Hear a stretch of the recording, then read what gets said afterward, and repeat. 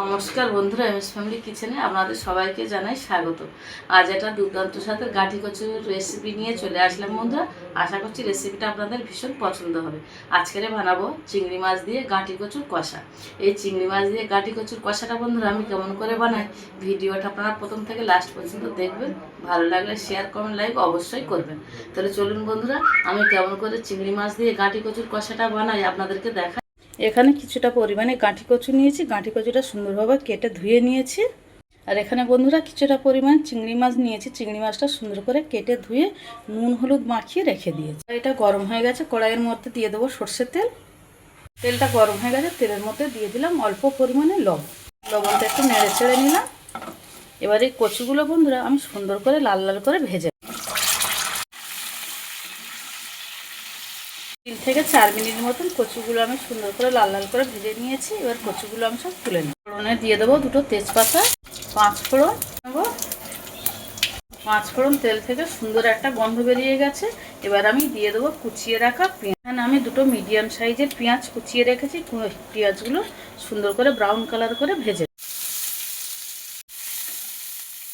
এই দেখুন পেঁয়াজগুলো সুন্দর করে ব্রাউন কালার করে ভেজে নিয়েছি। এবার এর মধ্যে দিয়ে দেবো কুচিয়ে রাখা টমেটো। এর মধ্যে দিয়ে দেবো 4 চামচের 1 চামচ আদা রসুন পেস্ট। দিয়ে দেবো স্বাদ মতো লবণ।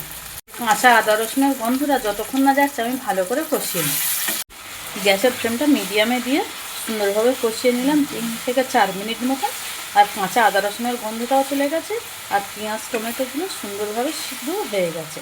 এবার এর মধ্যে দিয়ে দেবো হলুদ গুঁড়ো, দিয়ে দিলাম 1 চামচ হলুদ গুঁড়ো। দিয়ে দেবো ছোটো চামচের 1 চামচ ঝাল লঙ্কার গুঁড়ো। এখানে আমি বন্ধুরা ঝাল লঙ্কার গুঁড়ো ব্যবহার করছি, আপনারা চাইলে কিন্তু কাশ্মীরি লঙ্কার গুঁড়ো ব্যবহার করতে পারেন। দিয়ে দেবো জিরের গুঁড়ো। গ্যাসের ফ্লেমটা লোতে রেখেছি, মশলাগুলো একটু নেড়ে চেড়ে নেব। মশলাগুলো একটু নেড়ে চেড়ে নিলাম, আর কালারটা দেখুন কত সুন্দর এসছে। আর বন্ধুরা এই চ্যানেলে ছোট বড় সব ভিডিও ডেসক্রিপশান বক্সে দেওয়া আছে। এবারে দিয়ে দেবো কেটে রাখা চিংড়ি মাছ। চিংড়ি মাছগুলো দিয়ে 2 থেকে 3 মিনিট মতন ভালোভাবে কষিয়ে নিয়েছি। এই দেখুন চতুর্দিক দিয়ে তেল ছেড়ে দিয়েছে। এবার এর মধ্যে আমি দিয়ে দেবো ভেজে রাখা কচু দিয়ে 3 থেকে 4 মিনিট মতন ভালোভাবে কষিয়ে নিলাম। এবারে দিয়ে দেবো অল্প পরিমাণে জল। বন্ধুরা আমি কচু দিয়ে যে চিংড়ি মাছটা বানাচ্ছি, এটা আমি বেশি ঝোল ঝোল করব না, একটু কষা কষা মতন বানাবো, তাই আমি কম করে জল দিলাম। এবার 2 থেকে 3 মিনিট ঢাকা দিয়ে, এবারে ঢাকাটা খুলে নেব। আর এর মধ্যে দিয়ে দেবো অল্প পরিমাণে গরম মশলার গুঁড়ো। বন্ধুরা আজকের এই চিংড়ি মাছ দিয়ে গাঁটি কচুর রেসিপিটা আপনাদের ভালো লাগলে একটা লাইক করবেন, আর বন্ধুদের সাথে বেশি বেশি করে শেয়ার করবেন। বন্ধুরা আমার এই রেসিপিগুলো যারা ফেসবুক থেকে দেখছেন তারা আমার ফেসবুক পেজটাকে ফলো করবেন, আর যারা আমার ইউটিউব চ্যানেল থেকে দেখছেন অবশ্যই আমার ইউটিউব চ্যানেলটাকে সাবস্ক্রাইব করবেন, করে আমার পাশে থাকার অনুরোধ রইল। হয়ে গেছে বন্ধুরা গাঁটি কচু দিয়ে চিংড়ি মাছ। আর এখানে আমি 3টে কাঁচা লঙ্কা কেটে রেখেছিলাম, 3টে কাঁচা লঙ্কা দিয়ে দিলাম।